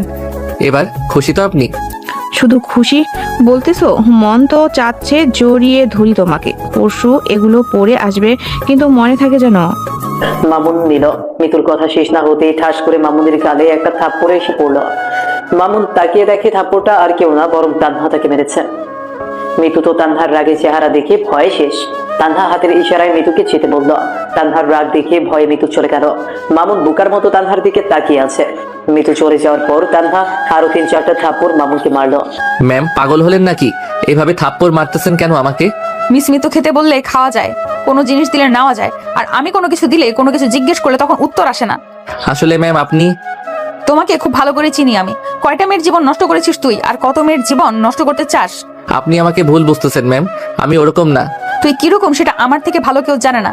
এই যে দিলাম তোকে, যদি মন চায় এগুলো পরে আসবি পরশু, আর যদি মন না চায় আগুনে জ্বালিয়ে দিস। আর বলতে পারলো না। শপিং ব্যাগগুলো মামুনের গায়ের আগে ছুঁড়ে মারলো তানহা। ব্যাগগুলো ছুঁড়ে মেরে পেছনে না তাকিয়ে গাড়িতে গিয়ে উঠে খুব জোরে গাড়ি চালিয়ে গেল তানহা। মামুন বোকার মতো তানহার চলে যাওয়া দেখলো। এত অল্প সময়ের মধ্যে তার সাথে কি হয়ে গেল কিছুই বুঝতে পারলো না। এত থাপ্পড় খাওয়ার পরেও মামুনের মুখে মুচকি হাসি। হাসতে হাসতে শপিং ব্যাগগুলো তুলে নিল। তানহা, আগের মতোই রাগি আর জেদি আছো? আচ্ছা তানহা, আমাকে কি তুমি ভালোবেসে দিলে নাকি অপমান করে সবকিছু দিলে? মামুন সব নিয়ে ভেজা শরীরে বাসায় ঢুকে সব রেখে গোসল করে ফ্রেশ হলো। ফ্রেশ হয়ে হালকা খেয়ে নিয়ে গাটা একটু বিছানায় এলিয়ে দিল। হঠাৎ মনে হলো বাড়িতে তো কথা বলা হয় নাই, আর টাকাও পাঠানো হয় নাই। সাথে সাথে ফোন বের করে বাড়িতে ফোন দিল। হ্যালো বাবা, কেমন আছো তুমি? মা, শাকিল, সাথী কেমন আছে? আমরা সবাই ভালো আছি, তুই কেমন আছিস বাবা? আমি ভালো আছি বাবা। শাকিল আর সাথীর পড়াশোনার খবর কি? আর মা কি সুস্থ আছে বাবা? হ্যাঁ রে, তোর মা এখন প্রায় সুস্থ। এখন নিজে নিজে হাঁটাচলা করতে পারে একটু একটু। ডাক্তার বলেছে আর মাস 2-এর মধ্যে তোর মা পুরোপুরি সুস্থ হয়ে যাবে। মাকে একটু দাও না, কথা বলি। আমি সত্যি সুস্থ হয়ে গেছি বাবা, তোকে আর দূরে থেকে কোনো কষ্ট করতে হবে না। তোর বাবা তোর জন্য সব ব্যবস্থা করে ফেলেছে। কই আর কষ্ট করলাম মা, আমার জন্য তো তোমরা এতদিন কষ্ট করে গেছো, আর বাবা কি ব্যবস্থা করলো আমার জন্য আবার? তোর বাবা আমাদের একটা বড় জমি বিক্রি করে সব জমি বন্ধক থেকে বের করেছে। এখন তোর বাবা আবারও চাষ শুরু করেছে, আর তোর জন্য বাজারে একটা বড় দোকান কিনেছে। তোর খুব ইচ্ছে ছিল নিজের একটা ব্যবসা থাকবে, আর আমাদের সাথে থাকবি তুই, তাই তো তোর বাবা ওই বড় জমিটা বিক্রি করে দিয়েছে। মা আর কত করবে আমার জন্য? আমার জন্য এত বড় জমিটা বিক্রি করে দিলে তোমরা। তোর ভাই বোনের জন্য তো তুই আছিস, তোকে যদি সব কিছু করে দিই তুইও তোর ভাই বোনের জন্য সব করতে পারবি। তাছাড়া এত বছর ধরে তো ওদের জন্য নিজের সুখ পর্যন্ত বিসর্জন দিয়ে দিলি। তোর প্রতি আমাদের বিশ্বাস আছে বাবা। আর 2টা মাস কষ্ট করে শহরে থাক, তারপরে একেবারে চলে আসিস। বাবা, এই ইট পাথরের শহরে আর থাকতে ভালো লাগে না। এবার বাড়ি গেলে তোমার সাথে চাষাবাদ করব আর ব্যবসা করব বাবা। হ্যাঁ বাবা, আর তোকে থাকতে হবে না, তুই চলে আসিস। মা, আমি টাকা পাঠিয়ে দিতেছি। তোমার ওষুধ, সাথী শাকিলের পড়াশোনার খরচ আর বাকি টাকা দিয়ে সংসার চালিয়ে নিও। আচ্ছা বাবা, ঠিক আছে, ঠিক মতো খাওয়া দাওয়া করবি, আমাদেরকে নিয়ে আর তোকে টেনশন করতে হবে না। তোমরাও ভালো থেকো মা, আল্লাহ আল্লাহ করি দ্রুত একেবারে সুস্থ হয়ে যাও। মামুন ফোন কেটে দিল। তার বাবা মায়ের সাথে কথা বলে মনটা শান্তি পেল। সেই যে মা অসুস্থ হওয়ার পর শহরে এসেছে, এরপর ঠিকমতো বাড়িতে গিয়ে মামুনের থাকা হয়ে ওঠে নাই।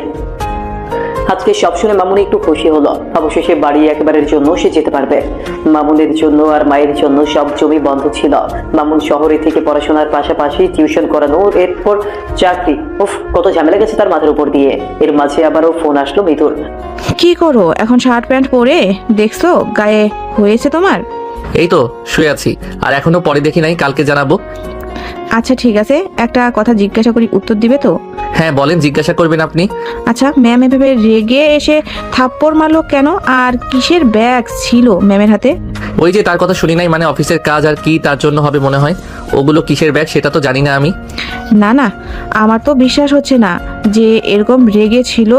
আমার তো ভয়ে বুক কাঁপা শুরু হয়ে গিয়েছিল। কি জানি কিসের এত রাগ আমার উপরে। আচ্ছা একটা কথা বলি, রাগ করবেন না তো? হ্যাঁ বলো, রাগ করবো কেন?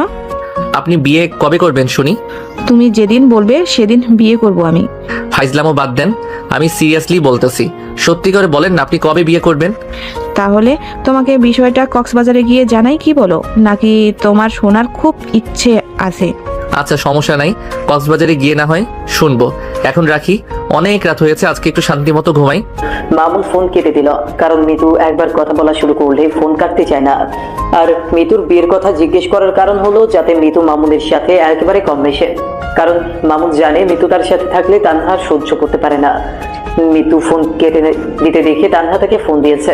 মামুন সাথে সাথে ফোন রিসিভ করলো। তা মামুন সাহেব, এত তাড়াতাড়ি প্রেমালাপ শেষ হলো আপনার? কার সাথে কখন প্রেমালাপ করলাম আমি? আমি তো বাসার ভিতরে একা আছি, আপনি শুধু শুধু আমাকে সন্দেহ করেন। চুপ কর, বেঈমান, ঠকবাজ, ধোকাবাজ। আমাকে কি আগের মতো বোকা মনে করিস নাকি? কেন তুই মিতুর সাথে ফোনে কথা বললি না? কই, মিতুর সাথে আমি কথা বললাম? ওই মিতুর সাথে কথা বললাম। আরে বেঈমান, আর কত মিথ্যা বলবি আমাকে? আমি সেই 1 ঘন্টা থেকে তোর ফোনে কল দিয়েই যাচ্ছি, আর বারবার তোর ফোন ব্যস্ত বলতেছে।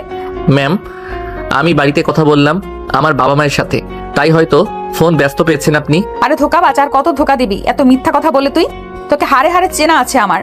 তোকে যখন দিয়ে দেখি তোর ফোন ব্যস্ত, তখন আমি মিতুকে ফোন করি, মিতুর ফোনও ব্যস্ত। আসলে ম্যাম, বাড়িতে কথা বলে ফোন রাখার পর হঠাৎ করে মিস মিতু আমাকে ফোন করেছিল। তাহলে এতক্ষণ যে বললি কোথায় কার সাথে কথা বললাম, প্রেমালাপ করলাম, তোকে খুব ভালো করে চেনা আছে আমার। দেখেন ম্যাম, কারোর সাথে ফোনে কথা বললে সেটা প্রেমালাপ হয় না। আর অহেতুক আমাকে এসব কথা শোনাবেন না। আমার ফোনকে ফোন দিবে, কার সাথে কথা বলবো সেটা একান্ত আমার ইচ্ছে। সুতরাং না জেনে না শুনে কাউকে দোষারোপ করবেন না। আর হ্যাঁ, আমি এখন অফিসিয়াল ডিউটির বাইরে, সুতরাং আমার সাথে এইভাবে কথা বলতে পারেন না আপনি। বলেই ফোন কেটে দিয়ে ফোন সুইচ অফ করে দিল। মামুনের খুব রাগ হচ্ছে, কেন সে তার আবারও তানহার সাথে দেখা হলো। মামুন তো তানহার আশা বাদ দিয়ে দিয়েছিল। ঘুরে ফিরে আবার সে তানহার কাছে পড়ে গেছে মামুন। আর কোনো কিছু না ভেবে মামুন ঘুমিয়ে পড়লো। তানহার তো আরো সেই রাগ উঠে গেল। মামুনের এত বড় সাহস, তার ফোন কেটে দিয়ে ফোন বন্ধ করে রাখলো। তানহা মনে মনে বলতেছে, এর জন্য শাস্তি পেতে হবে তোকে মামুন। এইভাবে পরের দিনটাও কেটে গেল। আজকে পিকনিকে কক্সবাজার যাওয়ার দিন। সবাই যে যার মতো পরিবারের লোকজন নিয়ে এসে হাজির অফিসের সামনে। কেউ বাবা মা, কেউ বউ, কেউ স্বামী, কেউ ছোট ভাই বোন, কেউ প্রেমিক, কেউ প্রেমিকা নিয়ে হাজির। কক্সবাজার বলে কথা, এইখানে গেলে নাকি আইফোন পাওয়া যায়। সবাই এসেছে, গাড়ি ছাড়ার সময় হয়েছে, কিন্তু আমাদের নায়কের খবর নেই। তানহা বাধ্য হয়ে গাড়ি ছাড়ার কথা বলল। গাড়ি ছেড়ে দিছে, এর মাঝে মামুন এসে হাজির। গাড়ির পেছনে পেছনে মামুন দৌড়ে গাড়িতে উঠল। উঠেই দেখে গাড়ির সব সিট ব্লক, খালি মিতুর পাশে একটা সিট আছে। মিতু হাত ধরে টেনে মামুনকে বসালো। এত দেরি হলো কেন শুনি? নাকি বাসায় বউ আছে, আসতে দিতে চায়নি? আর বলিয়েন না, আপনার দেওয়া শার্ট প্যান্ট পরে দেখলাম হলো না, তাই এইগুলো পরে আসতে দেরি হলো। বাহ, এই পোশাকে তো তোমাকে সেই মানিয়েছে, পছন্দ আছে তোমার। ধন্যবাদ। ম্যাম তো সেই রেগে গিয়েছিল, তোমার জন্য অপেক্ষা করে দেখলো যখন তুমি নেই, তখন তো ম্যাম সে কি রাগ। আচ্ছা ম্যাম, কোথায় কোন গাড়িতে উঠছে? আরে ম্যাম তো আমাদের পেছনে ওই দিকে সিটে বসেছে। ভাগ্যিস তোমার জন্য এই সিটটা রেখেছিলাম, না হলে পুরো পথ দাঁড়িয়ে যেতে হতো তোমাকে। আবারও আপনাকে ধন্যবাদ মিস মিতু। হয়েছে, আর ধন্যবাদ দিতে হবে না তোমাকে। গানের তালে তালে হাত তালি দাও আর আনন্দ করো। আপনারা আনন্দ করুন, আমি বরং একটু চোখটা বন্ধ করে থাকি। অনেক দৌড়ে এসেছি। মিতু সহ গাড়িতে থাকা সবাই আনন্দ করতেছে। মাঝে মাঝে মিতু মামুনের গায়ে হেলে পড়তেছে। তানহা তার সিট থেকে উঠে এসব দেখে আরো চলে যাচ্ছে। কিছুই বুঝতে পারতেছে না সে কি করবে এখন। মিতু তো মামুনের গায়ে বারবার উল্টে পড়তেছে, তবুও মামুন তাকে সরিয়ে দিচ্ছে না। এবার মিতু রেগে তাদের সিটের সামনে এসে দাঁড়ালো। মামুন তো চোখ বন্ধ করেই আছে। আরে ম্যাম, হঠাৎ সিট রেখে এখানে এসে দাঁড়ালেন যে, কোনো সমস্যা কি? আসলে আমার পাশে যে মেয়েটা বসেছে ওর একটু সমস্যা। আচ্ছা তার আগে বলেন, আপনি কি গাড়িতে বমি করেন নাকি? না ম্যাম, করি না তো। আমার তো জার্নি করতে খুব ভালো লাগে। আমি তো বমি করি, আর ওই মেয়েটা এইসব বমি করা দেখলে নাকি বমি করে। তাছাড়া জানলার পাশে এসে বসেছে, সরতেও চাইছে না। তাই বলছিলাম কি, আপনি যদি এই সিটে যেতেন তাহলে আমার জন্য ভালো হতো। ম্যাম বুঝলেন তো, আমি মামুনকে পছন্দ করি। কেমন করে যাই বলেন? আচ্ছা আপনি ওখানে যান, আমি মামুন সাহেবকে বলে দিব আপনার মনের কথা। কিন্তু পরে আবারও এখানে এসে বসবো আমি, ঠিক আছে? সিট আপনার যখন খুশি এসে বসিয়েন। আমার বমি করা হয়ে গেলে আর কোনো সমস্যা নেই। মুখে বললেও ইশারাই জানালো, রাগ করলেও নর্মাল ভাবে বললো। মিতু সিট ছেড়ে দিয়ে তানহার সিটে গিয়ে বসলো। আর মরে মরে ভাবতেছে, ইস ম্যাম আমার মনের কথা মামুনকে বলে দিবে। নিশ্চয়ই ম্যামের কথায় না করতে পারবে না। এমনিতেও মামুন ম্যামকে অনেক ভয় করে। তানহার সিটে বসে এসে রাগ হয়ে গেল। মামুন চোখ বন্ধ করার পর কখন যে ঘুমিয়ে গেছে মামুন বুঝতেই পারে নাই। হঠাৎ মামুনের শরীরে জোরে ধাক্কা দেওয়ার কারণে ঘুম ভেঙে গেল। মামুন ধরফড়িয়ে উঠল। তাহলে এতক্ষণে ঘুম ভাঙলো আপনার, তাই না? আপনি কখন এখানে এলেন? এখানে তো মিস মিতু ছিল। মিস মিতুর প্রতি এত টান আপনার? কই আমার প্রতি তো কোনোদিনও আপনার এরকম টান দেখি নাই। উল্টা বুঝেন কেন আপনি? আমি বলতে চেয়েছি এই সিটে মিস তানহা ছিল। আপনি কখন এখানে এলেন সেটা বলেছি। আপনি যখন মিতুকে নিয়ে ঘুমের মাঝে স্বপ্ন দেখতেছিলেন, ঠিক তখনই এখানে এসেছি আমি। আবারও উল্টা কথা বলেন কেন আপনি? আসলে কখনো সত্যিটা জানার ইচ্ছে আপনার ছিল না। বাবা, আপনার দেখি রাগও আছে। তা এরকম রাগ কি তখন করেন যখন আপনার প্রেমিকা পাশে থাকে না? আপনার সাথে কথা বলা মানে নিজের গালে নিজেই চড় মারার সমান। তা মারেন না চড় দেখি, কেমন করে নিজের গালে চড় মারতে হয়। আপনি দয়া করে মিস মিতুর সাথে আমাকে জড়িয়ে কিছু বলবেন না। মিস মিতুকে নিয়ে না বললে যে মিস মিতুর সাথে অন্যায় করা হয়ে যাবে আমার। মানেটা হলো মিস মিতু এই সিটটাতে আমাকে বসতে দিয়েছেন যাতে আপনাকে বলতে পারি মিস মিতু আপনাকে অনেক ভালোবাসে। আপনাকে নিয়ে হাজারো স্বপ্ন দেখতেছে সে, আর এই ভালোবাসার কথা বলার জন্য আমাকে সিট ছেড়ে দিয়েছে। কি যাতা কথা বলতেছেন আপনি আমাকে? আমি বললে যাতা হয়ে যায় নাকি? পরশু রাতে তো কত কথা শুনিয়ে ফোন কেটে রেখে দিলেন, তাও বন্ধ করে। আর আজকে তো মিস মিতু নিজেই বলে গেল। আর বিশ্বাস না হলে ডাক দেই তাকে। ম্যাম, আপনি যা ভাবছেন তার কিছুই নেই আমাদের মাঝে। তা কিছুই যদি না থাকবে, অফিসের এত এত মেয়ে থাকতে, এত এত ছেলে থাকতে আপনারা দুজন সব সময় সুপার গ্লুয়ের মতো জোড়া লেগে থাকেন যে। মানুষ বলে না, যতটা রটে কিছুটা বটে। আপনাকে বোঝাতে পারবো না আমি, কিন্তু সত্যি এটাই যে তার সাথে সহকর্মী ছাড়া আমার কোনো সম্পর্ক নেই। এখন যদি মিস মিতু আমাকে ভালোবাসে বা ভালোবাসার চোখে দেখে সেটা তার সমস্যা, আমার নয়। খুব তো ফোনে বড় বড় কথা বলছিলেন, এখন কেন এমন করতেছেন শুনি? আপনি যেরকম করেন সেখানে আমাকে চুপ থাকতেই হয়। এর কারণে সেদিন ফোন কেটে দিয়ে বন্ধ করে রেখেছি। ম্যাম বিশ্বাস করেন, মিস মিতুর সাথে আমার কোনোদিন কোনো ক্ষণে একজন ভালো সহকর্মী ছাড়া অন্য কোনো সম্পর্ক নেই। আচ্ছা বিশ্বাস হচ্ছে না, তবুও যখন বলতেছেন বিশ্বাস করে নিলাম। তো এবার বলুন, আসতে এত দেরি হচ্ছিল কেন? সত্যি কথাটা বললে বিশ্বাস করবেন না আপনি। হায় রে আমার সত্যবান ব্যক্তি রে। তা শুনি কি এমন সত্যি ঘটনার জন্য আসতে দেরি হলো? আপনার ভয়ে আসতে দেরি হয়েছে, কারণ সেদিন রাতে তো রাগে চর মেরে মুখের উপর শপিং ব্যাগগুলো দিয়ে আসলেন। এখন এগুলো যদি পরে না আসতাম তাহলে আল্লাহই ভালো জানে সবার সামনে কি করতেন। ভুলে অন্য পোশাক পরেছিলাম। পরে মনে পড়লো আপনার দেওয়া শার্ট প্যান্ট ঘড়ি সানগ্লাসের কথা। এবার বুঝেন। তা কবে থেকে ভয় পান আমাকে শুনি? দয়া করে চুপ থাকুন আর পারলে আনন্দ করুন। আমি একটু চোখ বন্ধ করে ঘুমাতে চাই। কেন, রাতে কি কারোর সাথে প্রেম করেছেন নাকি যে বাসে উঠে ঘুমাতে হবে? আপনার সাথে কথা বলাই আমার দোষ হয়েছে। তানহাকে দেখে একটু অবাক হলো। মিতুকে মিথ্যা বলেছিল। ভালো করে দেখলো, সত্যি তো। মামুন পকেট থেকে ইয়ারফোন বের করে কানে দিয়ে গান শুনতে লাগলো আর চোখ বন্ধ করলো। তানহা তা দেখে মুচকে মুচকে হাসতে লাগলো। কতদিন পর এভাবে মামুনের কাছে বসে এইভাবে কথা বললো তানহা। মামুন ঘুমিয়ে গেছে দেখে তানহা মামুনকে জড়িয়ে ধরে কাঁধে মাথা রেখে সেও ঘুমিয়ে গেল। গাড়ি চিটাগাং ছেড়ে চকরিয়া পার হয়ে হাই রোডের পাশে একটা হোটেলে থামলো। দুপুর গড়িয়ে বিকেল হয়ে গেছে। মামুন জেগে দেখে তানহা তাকে জড়িয়ে ধরে ঘুমিয়ে আছে। মামুন আর তানহাকে না ডেকে মাথাটা সিটের উপরে রেখে নিচে নেমে আসলো। এসে মিতুর সাথে দেখা। মামুন দেখে লজ্জা লজ্জা ভাব করে মুচকি মুচকি হাসতে লাগলো। কি হলো, এভাবে আমাকে দেখে হাসতেছেন কেন? আমি কি হাসার মতো কোনো কাজ করেছি নাকি? আমি তোমাকে দেখে হাসতেছি নাকি? আমি একটু হাসতেও পারবো না নাকি? আপনি হাসুন, আমি ভিতরে যে একটু হালকা হয়ে তারপর কিছু খাবো। আরে আমাকে একা রেখে কই যাও? দাঁড়াও, আমি যাব। হ্যাঁ হ্যাঁ, আসেন আমার সাথে। আমি যে বাথরুম ব্যবহার করবো আপনিও সাথে থাকেন। ছি, কি যে বলো না তুমি। আমিও যাব মানে লেডিস বাথরুম ব্যবহার করব আমি? তো সোজা করে কথা বলতে পারেন না আপনি? আচ্ছা হয়েছে, চলেন এবার খালি ঝগড়া করে আমার সাথে। মামুন আর কোনো কিছু না বলে দ্রুত বাথরুমে গেল। খুব জোরে 1 নম্বর চাপ পেয়েছে তার। বাথরুম থেকে বের হয়ে হাত মুখ ভালো করে ধুয়ে নিল। হোটেলের ভেতরে প্রবেশ করে দেখে তানহা আগে থেকেই বসে আছে।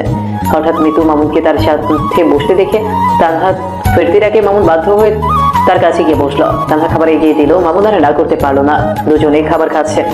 আচ্ছা, আপনি কেন আমাকে সিটে ওভাবে রেখে চলে আসছিলেন? আসলে আমার খুব জোরে বাথরুম পেয়েছিল, তাই আপনাকে আর ডাকি নাই। এত মিথ্যা বলা কবে থেকে শিখলেন? আমি তো উঠে দেখি আপনি মিতুর সাথে হেসে হেসে কথা বলছেন। আরে ম্যাম, আমি তো কথা বলতে চাইনি, উনি নিজেই এসে কথা বলল। বাথরুম ক্ষুধা বুঝি আপনার পায়? আমার বুঝি পায় না? আগে তো এরকম ছিলেন না আপনি, এখন কেন এরকম হয়েছেন? সরি ম্যাম, আমি মনে করেছি আপনি ঘুমিয়ে আছেন। আপনাকে ডাক দিলে হয়তো বা রাগ করবেন, তাই ডাকি নাই। হয়েছে হয়েছে, খাওয়া শেষ করেন। সবাই বাসে উঠে পড়েছে। বাথরুমে সময় শেষ করেছেন, খেতেও পারতেছেন না এখন। ম্যাম ঠিক আছে। খাওয়া শেষ করে যে যার সিটে গিয়ে বসে পড়লো। কিন্তু আপত্তি বাঁধলো তখন যখন দেখলো মিতু আবারও আগের সিটে বসেছে। গাড়ির দুটো সিট খালি, একটা মামুনের আর একটা যেখানে প্রথমে তানহা বসেছিল। তানহা মিতুকে আবারও ইশারায় বোঝালো সে এখন মামুনকে বলতে পারে নাই তার ভালোবাসার কথা।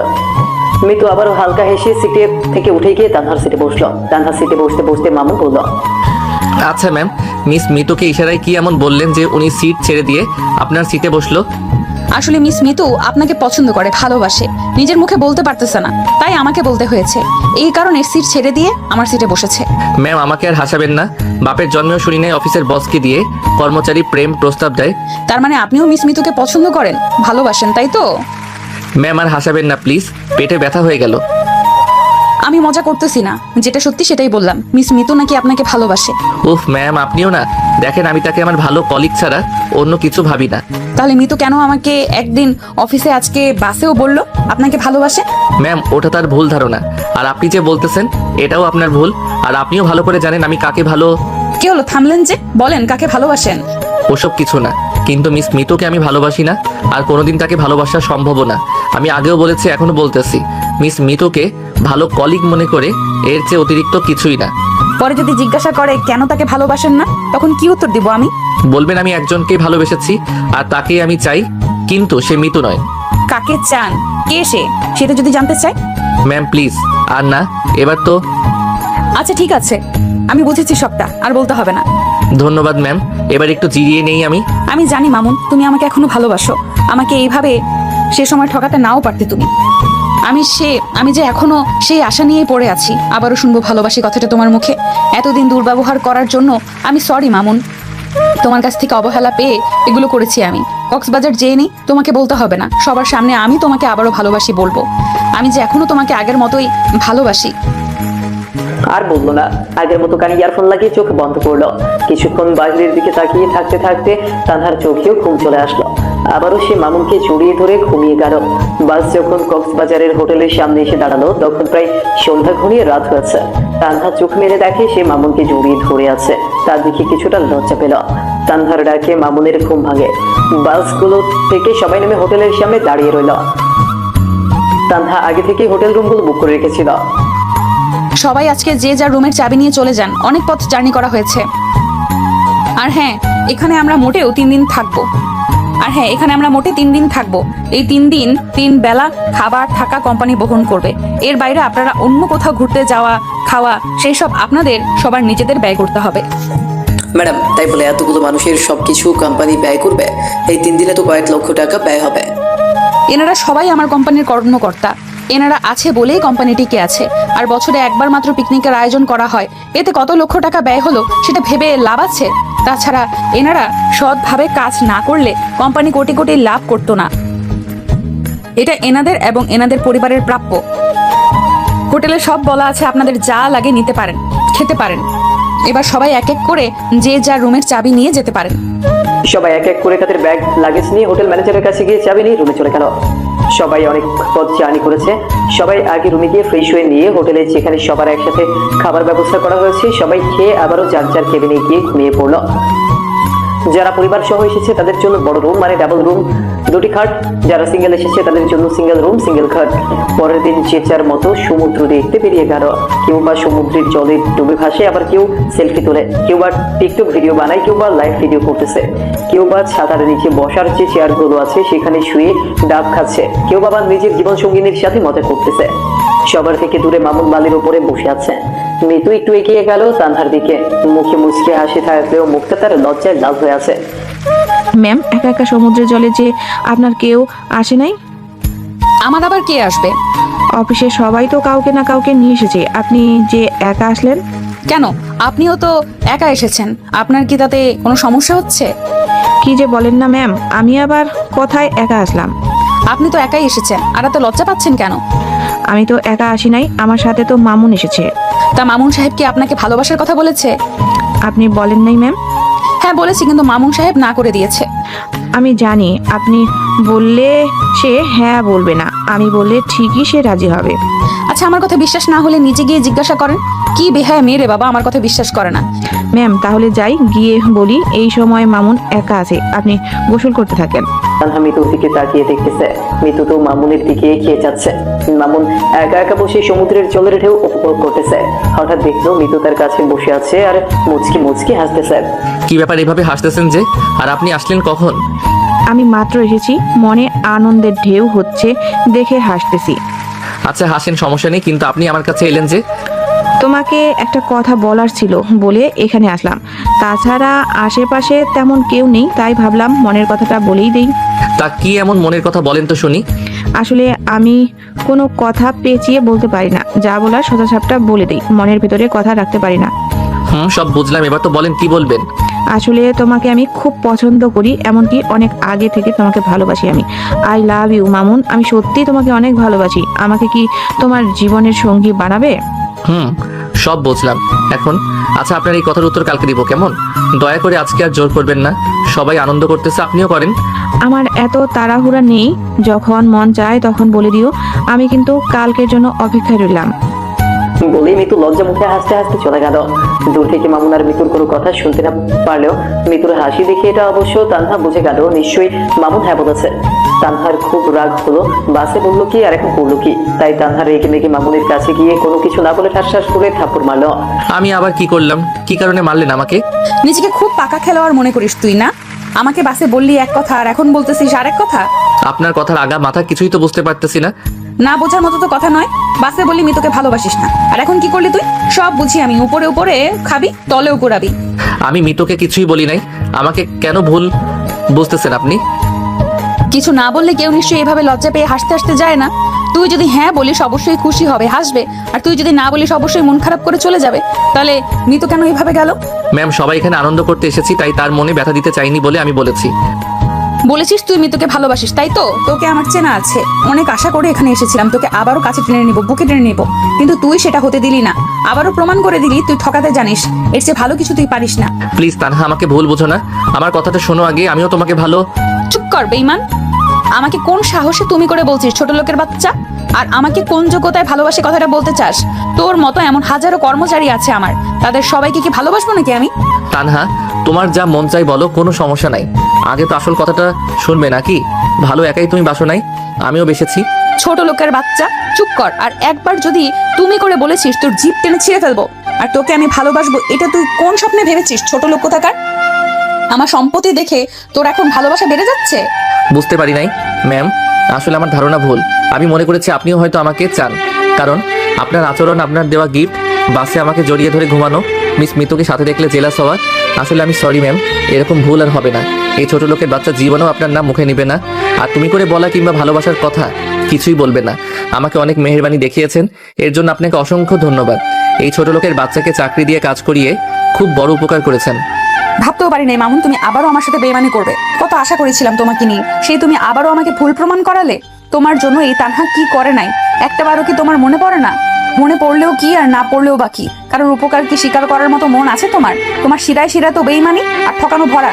তানহা, তোমাকে আজকে সব সত্যিটা জানাতে চেয়েছিলাম, তাই তো সবার থেকে দূরে বসেছিলাম। কখন তুমি আসবে আর কখন তোমাকে সত্যিটা বলবো। কিন্তু দেখো তানহা, কি পোড়া কপাল আমার, মুখে সত্যিটা আসলেও তা প্রকাশ করতে পারলাম না। হ্যাঁ ভালো নাই বা বাসো, সত্যিটা শোনো। সত্যিটা শোনার পর যদি এভাবে অপমান করে বলতে কথাগুলো, তাও মেনে নিতাম। কিন্তু কোনো সত্যি কোনো ঘটনা না শুনে মুখে যা আসলো তাই বললে। আগে তো এরকম ছিলে না তুমি। আর কারো কোনো ভয় নেই, আর 2 মাস মাত্র, এরপর সবাইকে মুক্ত করে চলে যাব। যত পারো অপমান করে নিও, যত পারো আঘাত করে নিও, আমি আর কোনো বাধা দিব না। আর তো মাত্র 2 মাস। আর বলতে দিল না, খুব রেগে কাঁদো কাঁদো ভাবে আবারও বলতে পারলো না। ঠাস ঠাস করে আরো দুটো দিল। কলার ছাড়িয়ে নিয়ে কেঁদে কেঁদে সেখান থেকে চলে গেল। মাটিতে হাঁটু গেড়ে বসে কেঁদে মনে মনে বলল। মামুন কাঁদতে কাঁদতে চোখে পানি মুছতে মুছতে হোটেলে নিজের রুমে চলে গেল। তানহা তখনও সেখানে হাঁটু গেড়ে বসে কেঁদেই যাচ্ছে। একটুর জন্য 2 মানুষ আপন হতে পারলো না। সত্যি তো, এটাই মেয়ে হোক বা ছেলে, নিজের মনের মানুষের সাথে অন্য কাউকে কেউ কখনো সহ্য করতে পারে না।